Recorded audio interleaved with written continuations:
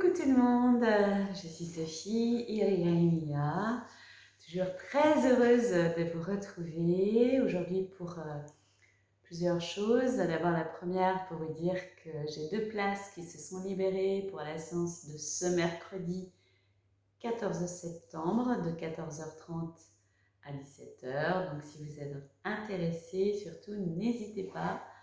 Vous pouvez m'envoyer un petit mail sur eralia43@gmail.com. Je voulais aussi vous parler des énergies actuelles. Eh oui. Alors les énergies actuelles, elles sont assez particulières parce qu'elles sont très très fortes. On est dans les derniers moments d'intégration des énergies de lumière de l'année. Et là, on a une poussée assez vive de ces énergies. Donc, je voulais vous parler des symptômes parce que vous m'avez dit qu'effectivement, quand je vous parlais un petit peu des symptômes, ça vous rassurait. Donc, les symptômes sont les suivants. Grosse fatigue qui peut être suivie, mais ça, c'est pas pour tout le monde, d'une période d'intense énergie. Mais en général, c'est grosse fatigue, hein, vraiment des fatigues, même si vous dormez bien, voilà, ça peut être aussi assorti de oh, j'ai rien envie de faire, quoi. Oh, ça me coûte, j'ai rien envie de faire, je me sens. Voilà. C'est pas simple non plus. Il y a des migraines, des vertiges. Il peut y avoir aussi des soucis musculaires. Évidemment, comme d'habitude, hein, moi je vous donne les symptômes, mais si ça persiste et que vous êtes inquiet, évidemment vous consultez. Ça ne change pas.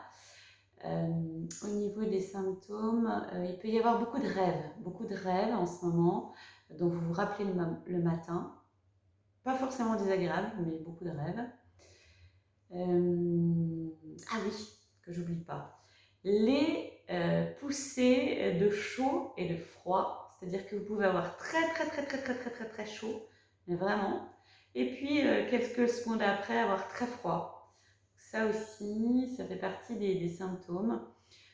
Pourquoi? Parce que ces énergies viennent en fait transformer votre corps physique très profondément jusqu'au niveau cellulaire, donc ça occasionne ces symptômes physiques. Psychiquement, alors il peut y avoir à la fois des moments de grande joie et puis à la fois des moments où vous allez beaucoup pleurer. Et voilà, c'est normal. Hein, on est dans les opposés au niveau au niveau des symptômes. Voilà en gros les symptômes que vous pouvez avoir. Alors qu'est-ce qu'il faut faire? Parce que c'est sympa ces symptômes. La meilleure façon de les gérer, en fait, c'est de les accueillir. C'est quoi les accueillir? C'est pas se dire oh là là, qu'est-ce qui m'arrive?